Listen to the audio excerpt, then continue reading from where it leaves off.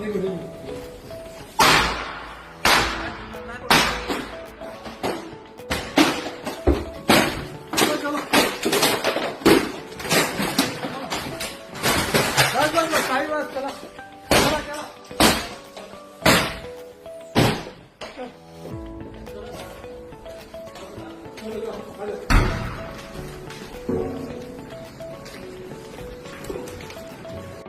भीम।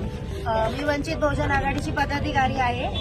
वंचित बहुजन आघाडीच्या महिला अध्यक्ष स्नेहल सोनी व सागर गवई यांना सुशील रहेजा बिल्डरच्या ऑफिस तोडीबद्दल अटक केलेली आहे। संध्याकाळी 6 वाजल्यानंतर कोणत्याही महिलेला अटक करता येत नाही, तरी पोलिसांनी जाणीवपूर्वक स्नेहलताई सोहणी यांना अटक केलेली आहे।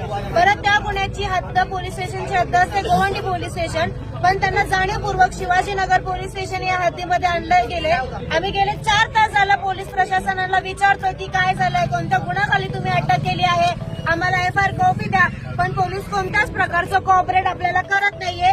इकडे आपण बघू शकता पोलिसांनी पूर्ण जमाव बंद केलेला आहे, कोणत्याच कार्यकर्त्यांना आतमध्ये जाऊ देत नाहीये, आपल्या मुंबई अध्यक्षांना भेटू दिलं जात नाहीये।